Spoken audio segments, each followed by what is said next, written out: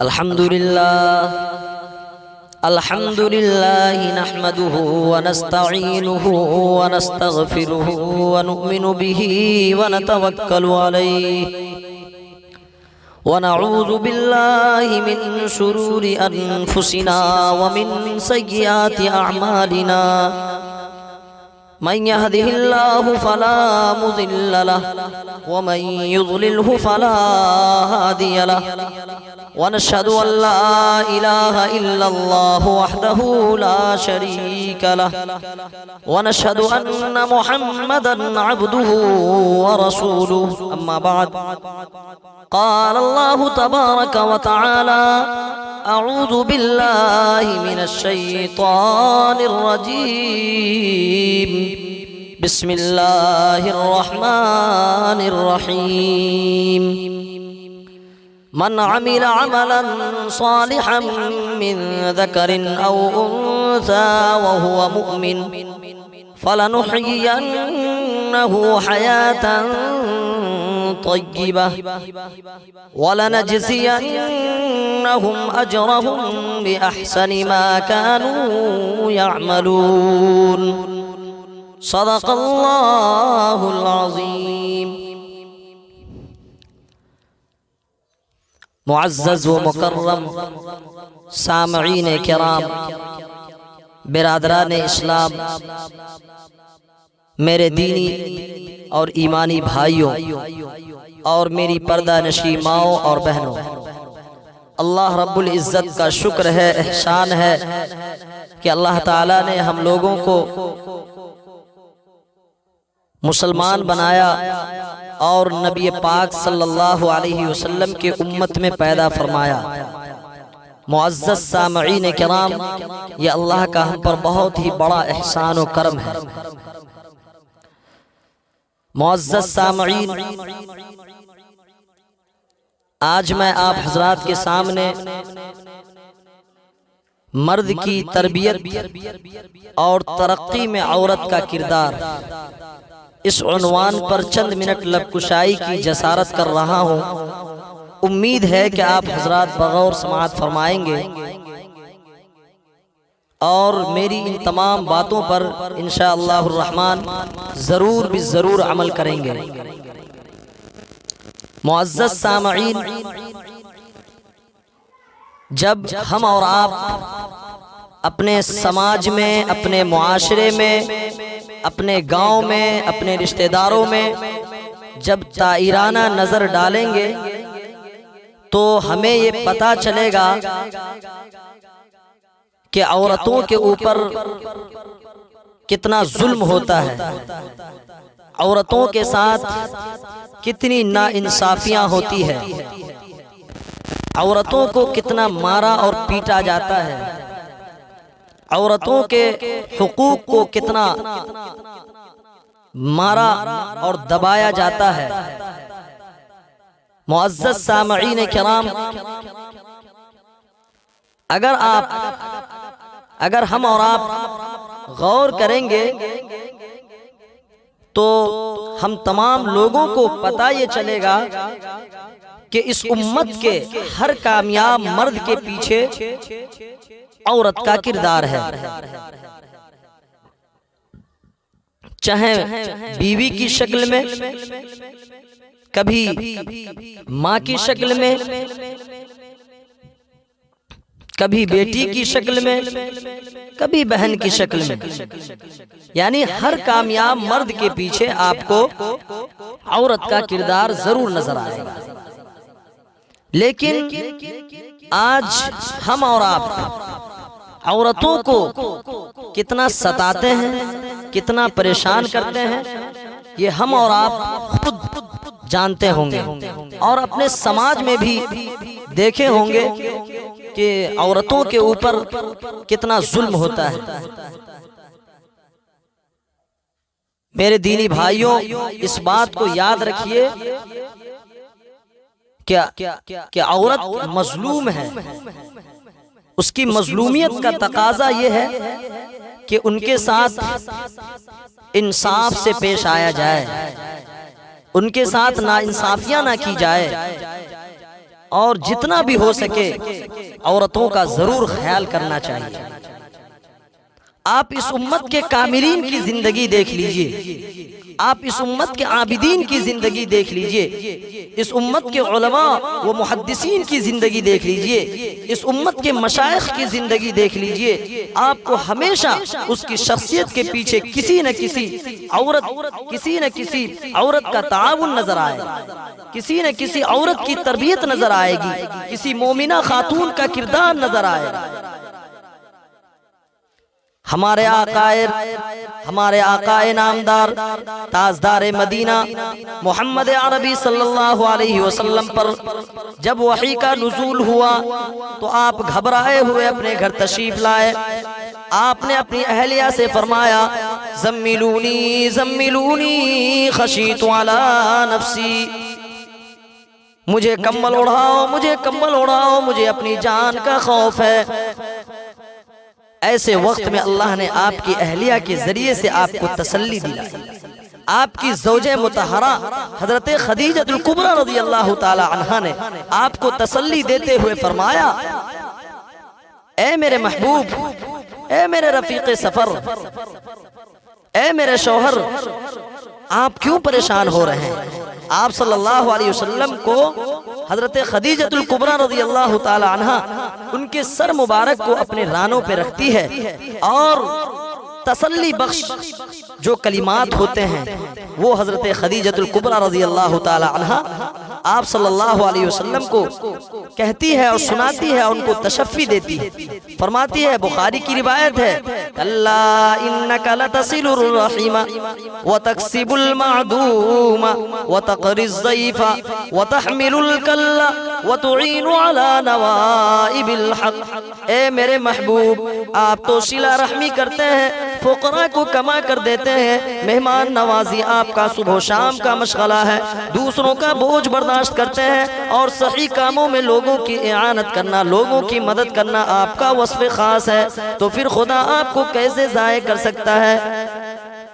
معزز سامعین کرام غور کیجئے گا، یہ کون تسلی دے رہی ہے؟ آپ صلی اللہ علیہ وسلم پریشان ہیں، کون تسلی دے رہی ہے؟ ایک خاتون ہے، ایک عورت ہے، ایک بیوی ہے، وہ تسلی دے رہی ہے۔ آپ صلی اللہ علیہ وسلم جیسے ہی اپنی اہلیہ محترمہ کے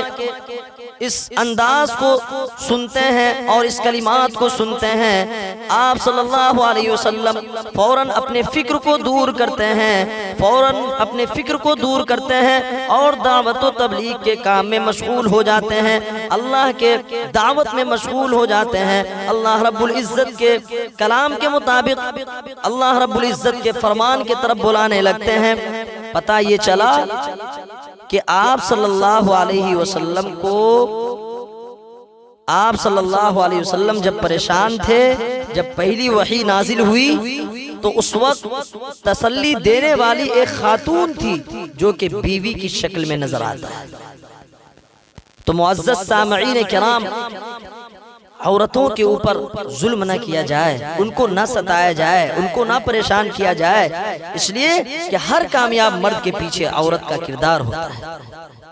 آپ آگے دیکھ لیجئے، حضرت ابو بکر صدیق رضی اللہ تعالیٰ عنہ جو خلیفہ رسول صلی اللہ علیہ وسلم ہیں، انہوں نے سفر ہجرت کیا۔ آپ کو معلوم ہونا چاہیے کہ ان کے اس سفر کو کامیابی تک پہنچانے میں ایک عورت کا کردار ہے جو کہ بیٹی کی شکل میں نظر آتا ہے۔ پیارے آقا صلی اللہ علیہ وسلم اور حضرت ابو بکر صدیق رضی اللہ تعالیٰ عنہ غار میں چھپ جاتے ہیں اور اپنا مال حضور صلی اللہ علیہ وسلم کی مدد کے لیے ساتھ لے جاتے ہیں۔ گھر میں حضرت ابو بکر صدیق رضی اللہ تعالی عنہ کے والد محترم ابو قحافہ تشریف لائے۔ انہوں نے پوچھا، ابو بکر کہاں گئے؟ ابو بکر کہاں گئے؟ یعنی حضرت ابو بکر صدیق رضی اللہ تعالی عنہ کی جو صاحبزادیاں تھیں، حضرت اسماء رضی اللہ تعالی عنہ اور بھی، تو ابو قحافہ یہ پوچھ رہے ہیں کہ ابو بکر کہاں گئے؟ دیکھیے بچوں کا جواب سنیے۔ حضرت اسماء رضی اللہ تعالی عنہ جواب دیتی ہے، وہ تو چلے گئے۔ پھر ابو قحافہ نے کہا، ارے اپنا مال تو سارا نہیں لے گئے؟ میرے دینی بھائیوں غور سے سنیے گا، حضرت اسما رضی اللہ تعالی عنہا نے پتھروں پر کپڑا ڈال کر اپنے دادا کا ہاتھ ان پر رکھوا دیا اور کہا دادا ابو کے پیچھے بھی بہت کچھ ہے، آپ بالکل مطمئن ہو جائیے، آپ پریشان مت ہوئیے۔ حضرت اسما رضی اللہ تعالی عنہا اپنے والد اور آقا صلی اللہ علیہ وسلم کا کھانا لے کر غار ثور میں جاتی ہیں۔ دوسرے دن جب کھانا لے کر گئی تو نبی علیہ السلام نے دیکھا کہ آج چھوٹی اسما کے چہرے پر زخم کا نشان ہے اور طبیعت مغموم ہے۔ پوچھا اسما کیا بات ہے؟ چھوٹی اسما نے آنکھوں میں آنسو لاتے ہوئے جواب دیا، کل میں جب کھانا دے کر واپس جا رہی تھی تو ابو جہل راستے میں مل گیا اور آپ کے بارے میں معلوم کرنے لگا۔ میں نے اس سے کہا مجھے پتا ہے لیکن میں بتاؤں گی نہیں، مجھے پتا ہے لیکن بتاؤں گی نہیں۔ کہاں ہے؟ یعنی کہ حضرت ابو بکر صدیق رضی اللہ تعالیٰ عنہ اور آپ صلی اللہ علیہ وسلم کہاں ہے؟ میں بالکل نہیں بتاؤں گی۔ اس نے مجھے، اے اللہ کے نبی صلی اللہ علیہ وسلم، اس نے مجھے بہت مارا، اس نے بال پکڑ پکڑ کر مجھے مارا۔ اللہ کے محبوب، میں نے اسے جواب دیا ابو جہل میری جان تو تیرے حوالے ہے مگر میں محمد عربی صلی اللہ علیہ وسلم کو تیرے حوالے نہیں کروں گی۔ غور کیجئے، ایک چھوٹی سی بچی ہے لیکن آقا کے ساتھ اس کی یہ محبت کہہ رہی ہے کہ میری جان تیرے حوالے ہے لیکن میں محمد عربی صلی اللہ علیہ وسلم کو تیرے حوالے نہیں کر سکتی۔ میرے دینی بھائیوں غور کا مقام ہے۔ تو پتہ یہ چلا کہ آپ صلی اللہ علیہ وسلم اور حضرت ابو بکر صدیق رضی اللہ تعالی عنہ کے سفر ہجرت کو کامیابی کی منزل تک پہنچانے میں ایک عورت کا کردار ہے، ایک خاتون کا کردار ہے، ایک عورت کا کردار ہے جو کہ بیٹی کی شکل میں نظر آتا ہے۔ آپ صلی اللہ علیہ وسلم نے جیسے ہی حضرت اسما رضی اللہ تعالی عنہا کے اس بات کو سنا، آپ صلی اللہ علیہ وسلم کے آنکھوں میں آنسو آ گئے، آپ صلی اللہ علیہ وسلم رونے لگے، کہا بیٹی صبر کرو، بیٹی صبر کرو۔ میرے بھائیوں، میرے عزیز ساتھیوں، کہنا یہ ہے کہ عورتوں کے اوپر ظلم نہ کیا جائے۔ آج جو سماج میں دیکھا جاتا ہے، آج جو معاشرے میں دیکھا جاتا ہے، جتنا عورتوں پر ظلم ہوتا ہے قسم خدا کی کہتا ہوں کسی پر ظلم نہیں ہوتا۔ آج جو ہمارے گھر کی نحوست ہے، آج جو ہمارے گھر میں برکت نہیں ہوتی ہے، اس کی سب سے بڑی وجہ یہی ہے کہ آج ہمارے گھر کی بیٹیاں خوش ہیں، آج ہمارے گھر کی بیویاں خوش نہیں۔ اس لیے میرے بھائیوں، میرے دینی بھائیوں، خدا را عورتوں پر کبھی بھی ظلم نہ کیجیے گا، کبھی بھی عورتوں کو ستائیے گا نہیں۔ اس لیے اگر آپ عورتوں کو ستاتے ہیں تو اللہ کا عذاب بہت ہی سخت ہے، اللہ کا عذاب بہت ہی ڈیفیکلٹ ہے، اللہ کا قہر بہت ہی غضبناک ہے۔ اس لیے اللہ کے عذاب سے بچیے، اللہ کے غضب سے بچیے، اس لیے کہ عورت مظلوم ہے میرے بھائیوں۔ اسی کو کسی شاعر نے کہا ہے کہ قہر مولا سے تم بھی نہ بچ پاؤ گے، قہر مولا سے تم بھی نہ بچ پاؤ گے، بے بسوں کو نہ ظالم ستایا کرو، قہر مولا سے تم بھی نہ بچ پاؤ گے، بے بسوں کو نہ ظالم ستایا کرو۔ اس لیے میرے بھائیوں، یہ میرا پیغام ہے، یہ میرا میسیج ہے، خدا را کبھی بھی خواتین پر ہاتھ نہ اٹھائیے گا، کبھی بھی ان کو نہ ستائیے گا، ان کو جتنا بھی ہو سکے ان کا خیال کیجیے گا، چاہے ہماری بیٹی ہو، چاہے سماج کی بیٹی ہو، چاہے گاؤں کی بیٹی ہو، چاہے گاؤں کی خواتین ہو، کبھی بھی ان کے اوپر ظلم نہ کیجیے گا۔ اگر ہم اور آپ ان کے اوپر ظلم کرتے ہیں، ان کو پریشان کرتے ہیں، تو خدا کی قسم کہتا ہوں اللہ کبھی بھی معاف نہیں کرے گا، اس لیے کہ عورت مظلوم ہوتی ہے۔ تو آپ کو ان باتوں سے پتہ چل گیا ہوگا کہ ہر کامیاب مرد کے پیچھے عورت کا کردار ہوتا ہے۔ میں یہ کہتا ہوں کہ اگر آپ کی بھی اگر کامیابی ہے